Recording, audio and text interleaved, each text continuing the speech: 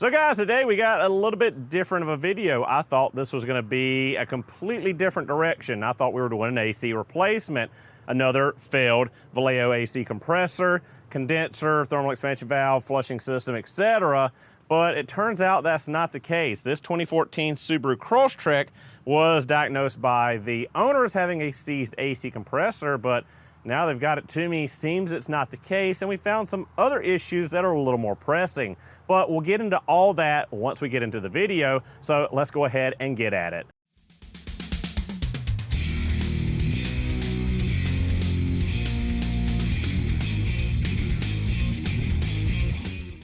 So as stated at the beginning of the video, this is a 2014 Subaru Crosstrek.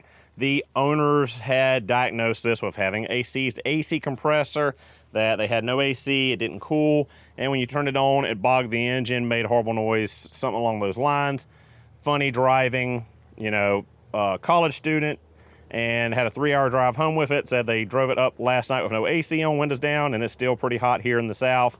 And, you know, brought me a premium AC compressor, a new condenser, a new Denso thermal expansion valve. I was going to flush the lines, replace all that stuff, bingo bammo, good to go, AC back in check. This is the first time ever seeing this car, newer customer to me. A second issue they had was the windshield washer fluid. When they put windshield washer fluid in, it poured right out the bottom, assuming they had a busted tank or a leak in the tank.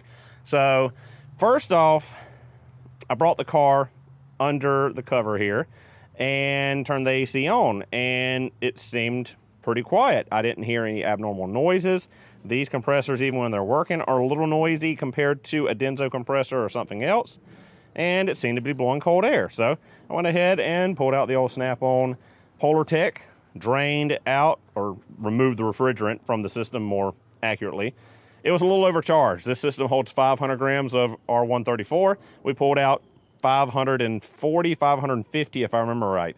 And it did feel a little bit stiff trying to rotate the clutch by hand, so it did feel like there was a little bit of chunkiness in the compressor. Now, I was about to go ahead and start unboxing the parts and throw this thing together, and I said, wait a minute, let me just check and verify the customer's own diagnosis. So I recharged after vacuuming the system, 500 grams, proper specification for the system.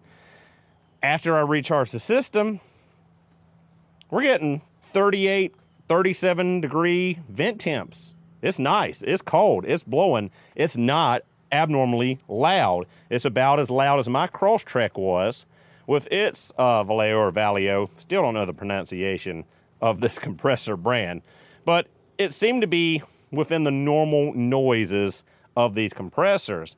So we got cold air.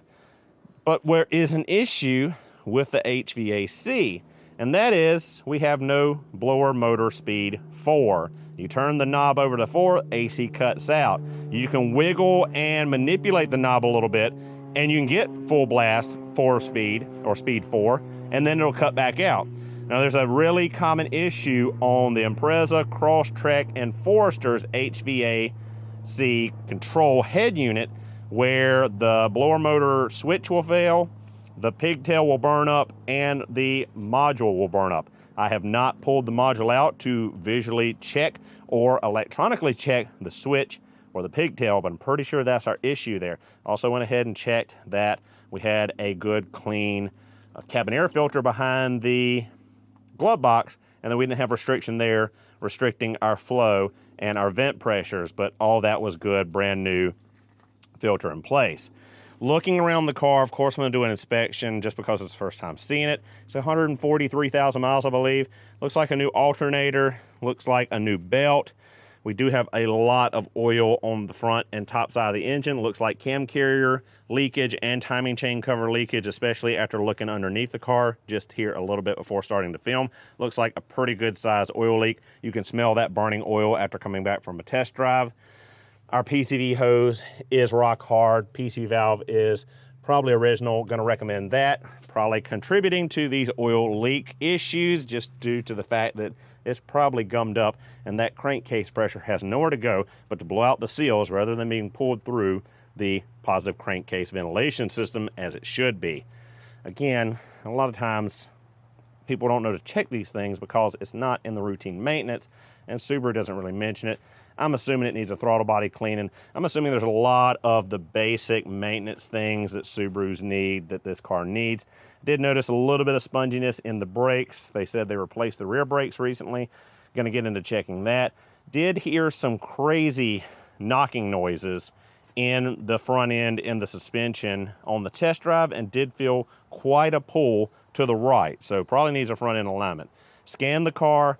There were a lot of codes for occupancy detection, restraints, airbags, etc. I think the vehicle might have been involved in a wreck, but I'm not sure. Just looking at some of the stuff under the skin, so to say, with the bumper cover off. So these brackets down here were both broken off when I took the bumper cover off. There's a little bit of a bent up part here at the lower radiator support in here. Looks like this has maybe been massaged. Hard to tell. There's some pieces that are bent over that shouldn't be bent over abnormally. There's some rust. There's some places where it looks like spot welds were drilled out and then put back and painted over. So, and some of the paint on this crash bar looks a little too glossy on this side, and it looks like it was bent back out compared to this side. This side looks factory. This side looks like it's been touched up, welded on, and maybe bent back and such. Also, the fog light on this side is zip tied from being broken in the bumper cover. So that's a red flag. There's lots of little indications that was some kind of collision in the front end of the car. It looks like the bumper cover itself has been repainted compared to the rest of the car. The issue with the windshield washer fluid mystery. They said they fill it up, the light's on right now for low washer fluid, and it drains right out. Well, they already bought a brand new tank on Amazon and brought that to me. I don't think we have to worry about that. I'm going to test to make sure, but this hose was off of the motor or the pump, and as soon as you pour any washer fluid in there, it's going to start dribbling out of that nipple. So with that hose reattached, which we might snip the end off of it and make it a little bit tauter on there so it grips that nipple a little bit better, that's probably where our leak's coming from. So I'll put a little water or washer fluid in there just to test that leak out and make sure that that is all set, but that should be the extent of that issue. And as far as the HVAC system's concerned, I think our only issue is with that blower motor control head unit. The compressor and its ability to move heat out of the cabin is working as expected. Now, one other thing I found in the front end, I had that loud clunking noise when I turned into my driveway. We've got a busted ball joint, and I know I'm trying to do this one-handed and get down here and show you guys, but I've got the front end jacked up right now, and the boot is busted. But a busted boot does not mean a busted ball joint. But what does mean a busted ball joint is, let me see if I can hold this steady enough, that bumping and that movement. There should be no movement in that ball joint. And that's a bad ball joint. We need to put a ball joint there.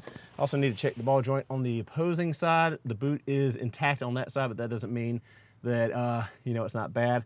Try to show you up in here. I haven't taken down the splash guard, but you can see there's a lot of oil leakage under here and liquid oil right there on the edge or parting line of the timing chain cover. So this thing does need an engine reseal, which we will not be performing, of course, in this video. But gonna go through and check some other stuff, pull that HVAC head unit or blower motor switch array out and see if it's burned up, which I assume it is, or is starting to fail, maybe not burnt up yet. So common that our wire has a pigtail or pair of pigtail for it, because normally from Subaru, if you replace the whole harness, and you got to replace that control head unit if it's burned up, because that switch is integrated. Sorry I had to break there. The customer was actually calling me back, so we just got the okay to do the ball joint. We're gonna get into that here in a second. And like I said, we're gonna go ahead and pull that HVAC control unit out and take a look at that stuff, and take a look at the blower motor and all that as well, see what's going on there. Because like I said, you could wiggle the switch, you could run it back and forth between 3 and 4 pretty hard a couple of times, and it would bump into 4 and it would work. So the blower motor's good, wiring might be good. It's probably an issue in that control head and the switch, but if you leave it it probably would burn up something in the wiring, etc., through high resistance or another such issue. So we're gonna go through and I'm gonna check everything off screen, and I'll bring you back for anything else that jumps out at me and bring you back for that ball joint replacement. So unfortunately, my suspicions were correct. We do have a burn up harness here, as you can see, and a burn up HVAC control head unit, as you can see right there on the back of the fan control. So this whole panel down here, HVAC control panel, needs to be replaced. Last I checked, they're on back order. Hopefully they're not. And then as far as the harness, Subaru only sold the entire harness, which is a pain in the butt to replace. But iWire now offers a pigtail for like, I think it's 35 bucks I looked online. So I'm gonna replace this pigtail or depin it and get this piece of plastic and get new terminals and just fix that, no issue. And again, just text the my contact at Subaru Parts Deals to get me a price on this head unit so I can get it to the customer, see what they want to do on it. So with that figured out, I think all we got to do now is replace that ball joint and do any other inspecting to figure out any other issues on the car. So we got the car all back together now, front bumper's back on and the interior panel's back in. Looks like that HVAC control panel is about 340, 350 bucks, and the pigtail from iWire is about $40, somewhere in that neighborhood. I'm not able to do the ball joint today as I'm out of them. I thought I had plenty in stock, but I'm out, so I guess I'll run to the local Subaru dealership in the morning and grab some more ball joints and castle nuts. I had plenty of pinch bolts, but out of ball joints. So we'll do that in another video, another time. I'll also do the repair on that pigtail and that HVAC controller. But again, super common issue on these Imprezas, WRX, STI, Crosstrek, and Forester models. So we'll be figuring up or following up with that. I'm going to go through, finish up inspecting this thing, and anything I find we'll talk about in the next video, following up with the ball joint and the control unit. So with that said, thank you guys so much for watching. Hope you enjoyed. Don't forget to like, comment, and subscribe for future Subaru and tool content. I'll see you guys in the next one.